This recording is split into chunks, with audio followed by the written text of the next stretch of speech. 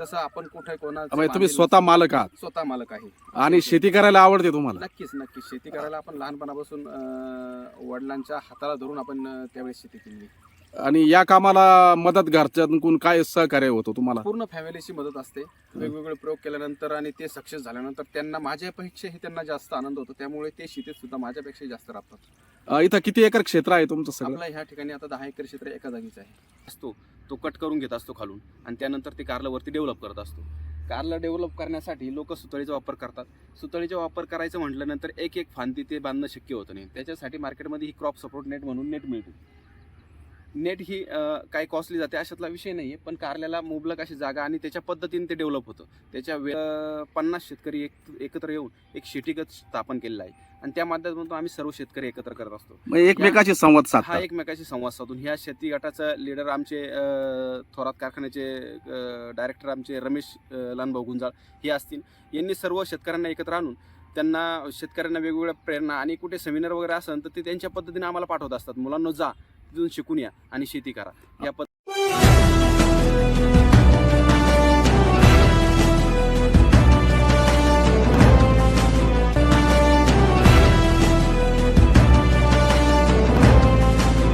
खांडगाव येथील जागृत देवस्थान खांडेश्वर भाविक भक्तांचे श्रद्धास्थान. निसर्ग संपन्नतेने नटलेला परिसर आणि या आदर्श खांडगावचे प्रगतिशील शेतकरी म्हणजे संदीप गुंजाळ. लोकमान्य वार्ता चॅनल शेतकरी बांधवांसाठी प्रेरणादायी मुलाखत प्रसिद्ध करत आहे. यापुढे देखील अजूनही खूप मुलाखती लोकमान्य वार्ता चॅनल प्रसिद्ध करणार आहेत. शेतीमध्ये नवनवीन प्रयोग यशस्वी करून आदर्श शेती करणारे श्री संदीप गुंजाळ तरुणांसाठी प्रेरणादायी व्यक्तिमत्व ठरत आहेत. विशेष म्हणजे त्यांच्या पत्नीची देखील त्यांना शेती कामात बहुमोल अशी साथ मिळत आहे. शेतीची प्रचंड आवड आणि स्वतः अंग मेहनत करण्याची असलेली तळमळ हीच त्यांच्या यशाची गुरुकिल्ली आहे. वेळेला महत्त्व देऊन शेतातल्या पिकांकडे संदीप गुंजाळ लहान मुलाप्रमाणे पिकांची काळजी घेतात. शेतीमध्ये वेळेला खूप महत्त्व असते. वेळेवर खते आणि औषधे, हवामानाचा अचूक अंदाज घेऊन द्यावे लागतात. सगळा नियोजनाचा भाग असतो. कुठेही फालतू टाइमपास करत न बसता सकाळीच आपल्या शेतीतून प्रगतीसाठी झटण्याचा दिनक्रम गुंजाळ यांचा सुरू होतो. जिद्द, चिकाटी आणि प्रचंड मेहनत या त्रिसूत्रीवर त्यांनी आपल्या शेतीतून भरघोस उत्पन्न आजपर्यंत मिळवले आहे. शेती संबंधित बातम्या आणि शेती संबंधित पुस्तके ते वाचतात. कृषी प्रदर्शन असेल तिथे आवर्जून उपस्थित राहतात आणि नवनवीन तंत्रज्ञान गोष्टी नुसत्या शिकतच नाहीत तर त्या गोष्टींचा प्रत्यक्षात उपयोग आपल्या शेतात करतात. हवामानाचा अचूक अंदाज देखील त्यांना याच माध्यमातून कळतो. आवडीने आणि आनंदाने शेती करणाऱ्या संदीप गुंजाळ यांची यशोगाथा निश्चितच प्रेरणादायी आहे तरुण आणि युवकांसाठी. लोकमान्य वार्ता संपादक पत्रकार निरंजन देशमुख, संगमनेर. शेती करत असताना सामाजिक बांधिलकी ठेवून गावच्या सामाजिक धार्मिक कामात देखील हिरिरीने संदीप गुंजाळ यांचा सहभाग असतो. संगमनेर तालुक्यातील तरुण आणि युवकांचे आशास्थान राजन दादा शिंदे युवा मंच यांच्या क्रीडा स्पर्धात देखील गुंजाळ यांचा उत्स्फूर्त सहभाग असतो. शेतीशी प्रामाणिक राहून प्रयत्नशील राहिल्यास नक्की यश मिळते. स्वतः शेतात काम केल्यानंतर शेती तोट्यात जात नाही आणि कितीही अडचणी समस्या आल्या तरी धीराने तोंड देत लढले पाहिजे. कधीही खचून जाऊ नका असा प्रेरणादायी संदेश श्री संदीप गुंजाळ यांनी लोकमान्य वार्ता चॅनलवर मुलाखत देताना दिला आहे. नमस्कार, मी संदीप गौराम गुंजाळ, राहणार खांडगाव, तालुका संगमनेर, जिल्हा अहमदनगर. शेतीची आवड आपल्याला कधीपासून आहे? साधारणतः 20 वर्ष झाली मी शेतीमध्ये आहे. आणि शेती का करावीशी वाटते तुम्हाला? शेती एक हेल्दी जीवन. आपण भाजीपाला जो ऑर्गॅनिक भाजीपाला हा आपल्याला खाण्यास भेटतो आणि एक गावाकडे एक वातावरण असतं नोकरीपेक्षा ही शेती करण्यासाठी आणि एक लहानपणापासून एक बाळकडू त्या शेतीत आपल्याला भेटलेलं आहे. त्यामुळे आपण ती शेती करतो. किती एकर क्षेत्र आहे इथं तुमचं? साधारणतः आपण 10 ते 12 एकर आपलं घरगुती क्षेत्र आहे आणि 5-6 एकर आपण शेती करण्यासाठी घेतलेली लोकांची. शेती करत असताना पाण्याचं नियोजन कसं केलं जातं? शेती करत असताना आपण भाजीपाल्याच्या भाजीपाल्याच्या ग्रोथवर लक्ष देतं आपल्याला. शेती म्हणजे पिकाला अपेक्षित पाणी पिकाचं पाहिल्यानंतर ऑटोमॅटिक ते जे शेतकरी असतो त्याला ऑटोमॅटिक कळतं ते का शेतीला पाणी पाहिजे बाबा, मालाला पाणी पाहिजे.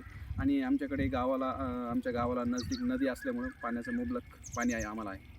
आणि उन्हाळ्याचं कसं नियोजन केलं जातं? उन्हाळ्याचं आपल्या नदीचे रोटेशन असतात, प्लस नदीवरून पाईपलाईन आहे आणि आपण आपल्या क्षेत्रामध्ये 1 कोटी लिटरचं आपण शेततळ केलेलं आहे.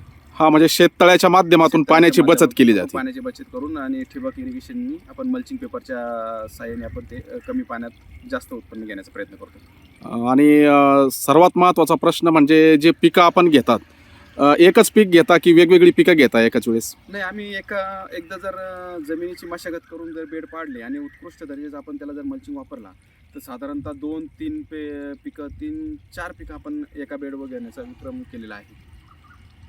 त्या संदर्भात आपल्याला मार्गदर्शन कोणाचं लाभलं आहे या कामी? कृषी अधिकारी असतील, कृषी सेवा केंद्रवाले असतील किंवा नर्सरीवाले असतील, या सर्वांचा एक अभ्यास करून आपण ते शेतीत प्रयोग करत असतो. आणि रोपं निवडताना, बियाणं निवडताना म्हणजे कोणाचं मार्गदर्शन घेतलं जातं? काय अभ्यास केला जातो तुमच्याकडून? आता मी आज 25 वर्ष झाली शेती करतो, पण 25 वर्षापासून मी आपले अकोल्यातील विश्व हायटेक नर्सरी आहे विरगाव, महाराष्ट्रामध्ये 1 नंबरची नर्सरी आहे. त्या नर्सरीचं आणि वीरेंद्र थोरात आहे यांचं सखोल असं मार्गदर्शन शेतकऱ्यांना असतं. म्हणजे त्यांचं मोलाचं मार्गदर्शन तुम्हाला लाभलेलं आहे? त्याचं मोलाचं मार्गदर्शन त्यांचं मला लाभलेलं आहे आणि बरेचसे शेतकऱ्यांना पण त्याचा फायदा. त्यांच्याकडून कुठली रोपं तुम्ही घेतली होती? सर्व प्रकारचे, सर्व भाजीपाल्याचे, एका भाजीपाल्याच्या असंख्य क्वालिटीचे. समजा टोमॅटो असेल त्याच्यामध्ये 7-8 व्हरायटी असतील, झेंडू असेल त्याच्या 7-8 व्हरायटी असतील. सर्व पिकांचे, सर्व व्हरायटींचे आपण रोपं त्यांच्याकडून घेत असतो. आतापर्यंत नफ्या तोट्याचं गणित कसं साध्य केलं तुम्ही? नफा तोटा जर शेतीत जर पाहायचं जर ठरलं तुम्ही तर नफा तोटा हा कॅल्क्युलेशन केला जात नाही. शेतीमध्ये आपण जे म्हणतो तर नोकरीला पगार असतो आणि शेतकऱ्याचा टर्नओव्हर असतो. बरं. म्हणजे ह्या हिशोबाने शेतीमध्ये आपण पगार कॅल्क्युलेशन शेतीचं फक्त ॲव्हरेज जर काढलं तर निश्चित तुम्हाला फायदा होतो असं मी गृहीत धरतो. तुम्हाला कधी चुकून असा विचार मनात आला नाही का की बाबा शेतीपेक्षा नोकरी करावी, बाहेर शहरात जावं, तिथं फ्लॅट घ्यावा आणि नोकरी करावी, असा नाही, विचार आलता का कधी? नाही, शेती आणि नोकरदाराचं कम्पॅरिझन होऊच शकत नाही. शेतकरी हा राजा आहे शेवटी. बरं. हा ठीक आहे, त्याच्यावर आज सध्या काही धोरणं असतील त्याच्यामुळं चुकीच्या धोरणांमुळे थोडासा त्रास होत असेल, पण नोकरीदार सगळ्यात शेवटी नोकरदारच नोकरीवाला तो नोकरदारच ह्या हिशोबाने आपण त्याच्याकडे पाहिलं जातं. आणि स्वतःचं कधी शेतीत जायचं, कामं करायची शेतीमध्ये. नोकरदाराचं जे असतं 6 ते संध्याकाळी सकाळी 10 ते संध्याकाळी 6 ते म्हणजे तो बांधलेला असतो. तो बांधलेला असतो. तसं आपण कुठे कोणाचं म्हणजे तुम्ही स्वतः मालक आहात स्वतः मालक आहे. आणि शेती करायला आवडते तुम्हाला? नक्कीच शेती करायला आपण लहानपणापासून वडिलांच्या हाताला धरून आपण त्यावेळेस शेती केली. आणि या कामाला मदत घरच्यांकडून काय सहकार्य होतं तुम्हाला? पूर्ण फॅमिलीची मदत असते. वेगवेगळे प्रयोग केल्यानंतर आणि ते सक्सेस झाल्यानंतर त्यांना माझ्यापेक्षाही त्यांना जास्त आनंद होतो. त्यामुळे ते शेतीत सुद्धा माझ्यापेक्षा जास्त राबतात. इथं किती एकर क्षेत्र आहे तुमचं सगळं? आपल्या ह्या ठिकाणी आता 10 एकर क्षेत्र एका जागीच आहे. बरं. आणि ऊसापेक्षा तुम्ही हे जे पिकं घेता, ऊस परवडतो की बाकीचे पिकं परवडतात? नाही, ऊस परवडत नाही असं म्हणता येणार नाही. ऊस पण परवडतो, परंतु ज्याच्याकडे मजुरीचं, लेबरचं काम कमी आहे किंवा घरात माणसं कमी आहेत त्याला ऊस परवडतो. आणि भाजीपाला करायचं ठरलं तर ऊसाच्या काळामध्ये 3 भाजीपाल्याची 3 पिकं होऊन जातात. बरं. म्हणजे 3-3 महिन्याची जर 3 पिकं घेतले आणि मध्ये 1-1 महिन्याचा आराम पण शेतीला भेटतो. अशा प्रकारे 3 पिकं होतं. त्याच्यामध्ये एखादा फेल गेलं 2 पिकांचे पैसे आपल्याला ऊसा इतके पैसे मिळून जातात. आजच्या तरुणांना जे शेती करू इच्छिता किंवा शेतीला नाव ठेवतात आणि बाहेर शहरामध्ये जाऊन नोकरी करतात, चांगली जमीन सोडून आपली, नाही का, तर त्यांच्यासाठी तुम्ही काय संदेश देऊ इच्छिता? नोकरी करणाऱ्यांनी नोकरी केली पाहिजे, अडचण नाही काही, पण 10, 20, 30, 50,000 नोकरी करणाऱ्याला सुद्धा नोकरी परवडत नाही असं माझं शेतीचं गणित आहे. बरं. 50,000 हा कमवणारा हा नोकरदार सुद्धा नोकरी करण्यापेक्षा शेती केलेला त्याला परवडत. नक्कीच 50पेक्षा जास्त जर त्याला पेमेंट असेल तर तो नोकरी करू शकतो. आणि शेतीमध्ये समोर आता काय होतं, नवीन शेतकरी शेतीत उतरतात आणि अचानक एखादा प्रयोग करतात आणि ते फेल पण जर गेले तर नैराश्याच्या दृष्टीने ते शेतीकडे ते एक पाठ फिरून आपल्या नोकरीच्या यायला चालतात. पण माझं म्हणणं असं आहे की शेतीमध्ये सातत्य जर असलं, 1 पीक फेल गेलं, 2 गेलं, एक जर पाठीमागे जायचं शेतीच्या आपण लागलं आणि सातत्य जर टिकून ठेवलं तर नक्कीच शेतीमध्ये पैसे आहे आणि फायदा पण आहे आणि सगळ्यात महत्त्वाचं सुख आहे. आता हा जो मागा आहे झेंडूचा प्लॉट आहे, किती एकर आहे क्षेत्र? आता हा पण 2 एकर आपसार येलो लावलेला आहे. बर.